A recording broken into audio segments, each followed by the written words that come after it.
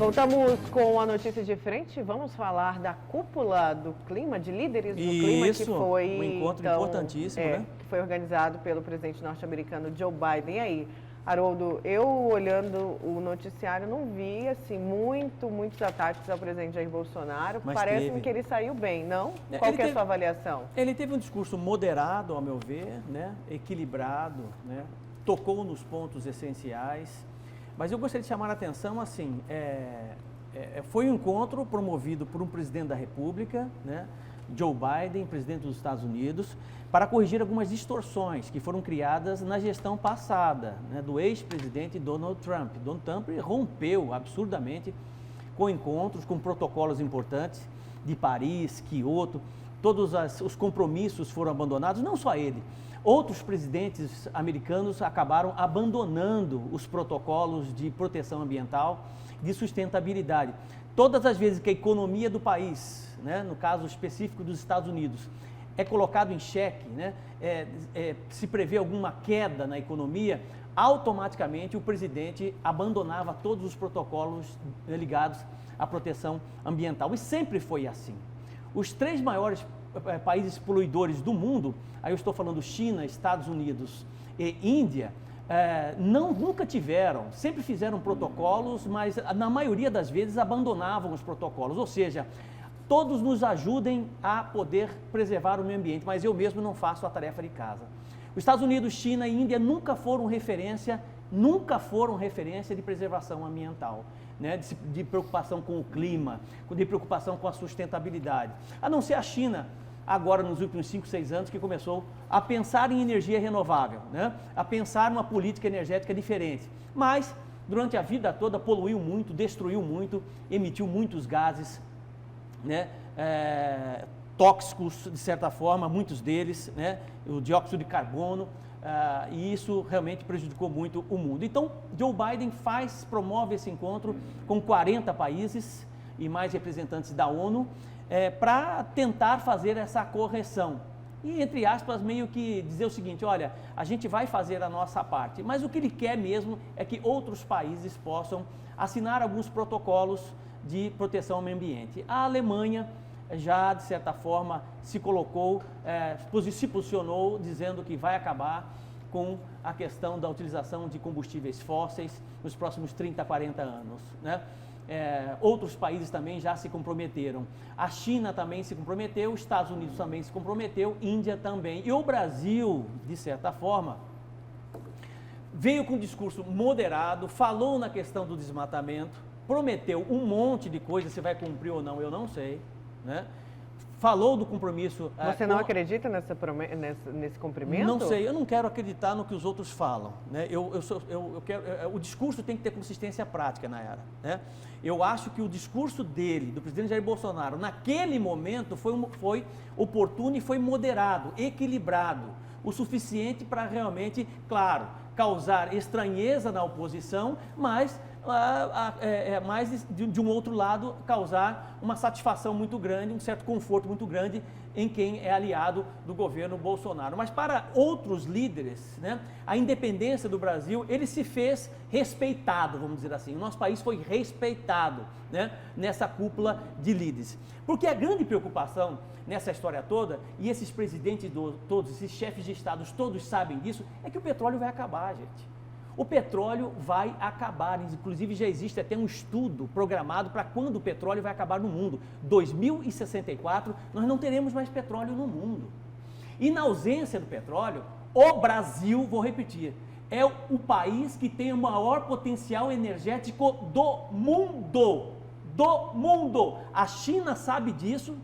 Os Estados Unidos sabem disso, a Índia sabe disso, o mundo inteiro, o G20 sabe exatamente disso. Onde é que está essa reserva, professor? Está no nióbio brasileiro. Nióbio você faz avião, você faz turbina de avião, você faz carro, você faz ponte, você faz tudo. Você faz tudo. Você pega um punhado de nióbio, tá, de 100 gramas e joga em 1 tonelada de aço, ele cria uma resistência fora do comum. A maior reserva de nióbio do mundo está no Brasil, 98,2%. Do nióbio do mundo está no Brasil, e esses países sabem disso, desta nossa riqueza. Então, todas as vezes que eu vejo alguém que não é exemplo de preservação ambiental, como Estados Unidos e China, dizer o seguinte, olha, cuidem da Amazônia, acabem com o desmatamento. Epa, peraí, tem soberania nisso, tem que ter muito cuidado nisso. Mas porque o clima aqui reflete no mundo inteiro, né, Haroldo? Nós temos duas, não necessariamente, não, esse é um grande engano. Porque o pulmão do mundo não é a Amazônia. Mas eu não falei. O pulmão do mundo são os oceanos. Isso aí é criado por americanos justamente para dizer o seguinte, olha, vocês precisam cuidar da Amazônia. A Amazônia, ela é muito preservada. Teve desmatamento? Teve desmatamento. Mas a gente precisa observar exatamente as nossas riquezas. Olha, nós temos um patrimônio hoje... Não, está tendo, né? Está tendo. Nós temos um patrimônio de 22 trilhões de dólares com esse nióbio nosso. Né? Só para você ter uma ideia, essa reserva de nióbio é 3 vezes mais valiosa do que o pré-sal, que foi descobrido agora há pouco tempo. O pré-sal. Quer dizer, então nós temos uma riqueza muito grande. Uma riqueza muito grande. O que o Brasil precisa atentar para é a sua soberania, o seu controle. Nós temos problemas com o desmatamento? Temos. Então vamos aumentar a fiscalização. E é exatamente isso que o presidente Jair Bolsonaro prometeu. Prometeu menos desmatamento, prometeu menos emissão de gases, né? De gases na atmosfera, quer dizer, então tudo isso foi prometido. Claro que a oposição disse imediatamente, tudo mentira, não vai cumprir, não vai fazer e por aí vai, porque são céticos por natureza, né? São céticos por natureza. Se vai fazer ou não vai fazer, aí o futuro vai nos dizer. Mas que o comportamento do governo federal, num encontro importante daquele, não foi omisso, né? Não foi medíocre, não representou uma república de bananas, né? Isso eu tenho certeza que não foi, porque a impressão que eu tive foi de que realmente nós somos respeitados.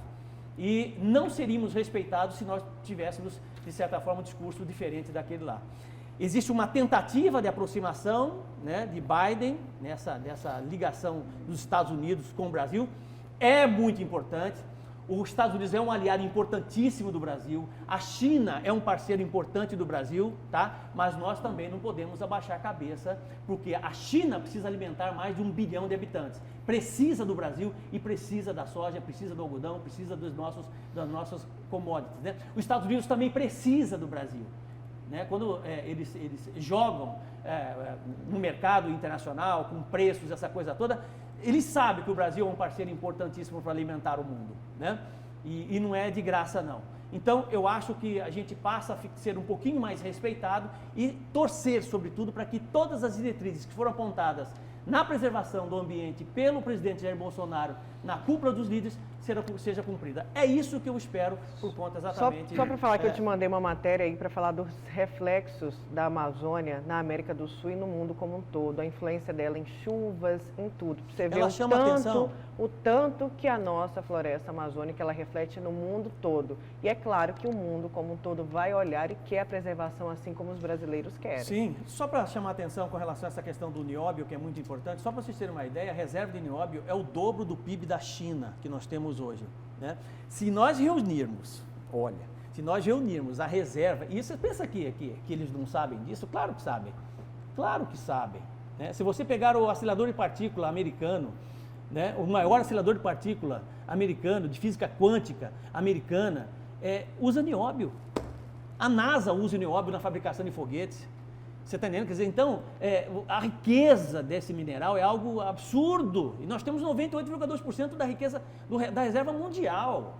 Então, se você reunir nióbio e grafeno no Brasil, nós nos tornaremos nos próximos 10, 15 anos, se o governo tiver expertise nisso e proteger as nossas riquezas, a maior economia do mundo o Brasil pode ser. Se tiver expertise nisso. Se não, vai entregar na mão de gringo. Você falou aí que Joe Biden está tentando se aproximar de Bolsonaro, mas será que é por isso que ele não pôde assistir o discurso de Bolsonaro nessa reunião da cúpula do clima? Apenas uma observação. Ele estava numa sala à parte. E aí, isso, na hora que o presidente foi falar. Aí eu quero, na hora que Bolsonaro foi se manifestar. Mas foi coincidência, né? Lógico que não foi nada proposital do presidente norte-americano Joe Biden. E aí é o seguinte, tem uma frase, eu coloquei aspas aqui, né? Eu quero comentar sobre ela. O discurso tem que ter consistência prática, fecha aspas. Frase de Haroldo Arruda Júnior, pronunciada agora há pouco. Aí é o seguinte, aí eu quero ler aqui um trecho de uma declaração de uma especialista do Observatório do Clima, Sueli Araújo. Abre aspas. As promessas colidem com a prática. Mostram-se dados passados anteriores ao governo Bolsonaro como um cenário de um país que se preocupa com a questão ambiental. O governo atual desconstruiu o que se fazia nesse sentido e demanda dinheiro para corrigir o que eles mesmos pioraram. Declaração da Sueli Araújo, especialista do Observatório do Clima. Aí teve muita gente, o seguinte, que ficou em dúvida. Escuta, qual foi a ONG, a organização não governamental, que escreveu esse discurso do presidente Jair Bolsonaro na cúpula do clima? Porque é o seguinte, porque o que Bolsonaro falou na cúpula do clima não é o que se observa na prática aqui no país. Não é o que se observa nas atitudes do senhor Ricardo Salles, ministro do Meio Ambiente, aquele que todo mundo ficou conhecendo mais, quando ele disse assim, olha, vamos aproveitar a pandemia e passar a boiada, né? Então é o seguinte, aí Bolsonaro pediu dinheiro, né? Pediu dinheiro, né? Porque a gente preserva, nós somos um exemplo de preservação para o mundo, né? A Amazônia não está sendo desmatada, né? Em março foi o maior desmatamento no Pará, Mato Grosso, na Amazônia, o maior desmatamento dos últimos 10 anos. Dos últimos 10 anos. Aí é o seguinte, o discurso dele, é isso que eu quero voltar na sua frase. Não, mas o aí discurso, tá... só um minutinho, professor. Sim. Você falou 10 minutos. Ela não vai deixar eu falar. Hoje é sexta-feira, não vai deixar eu falar. O discurso tem que... Olha aqui, vou voltar na frase. O discurso tem que ter consistência prática. Sim. E é isso que não está... É o seguinte, vou reprisar aqui. Eu critiquei o Lula aqui agora há pouco, e agora eu vou dizer uma frase do Jacques Wagner que traduz assim perfeitamente, né? A manifestação, o discurso do presidente Bolsonaro na cúpula do clima. Ele disse o seguinte, foi um pastel de vento. O Brasil não é referência em preservação ambiental. Não, concordo com você, mas China, Estados Unidos e Índia também não são. Não. Há mais de 30 anos. E os exemplos que Bolsonaro citou, os exemplos que Bolsonaro citou foram do governo Fernando Henrique e dos governos do PT. Ponto. Para ser justo. Vai entrar o Fala Brasil. Okay. Vamos despedir ou não? Bom dia, Lúcio. Bom dia, Haroldo. Bom dia a todos. Bom dia, gente. Você fica agora com o Fala Brasil até segunda, excelente final de semana.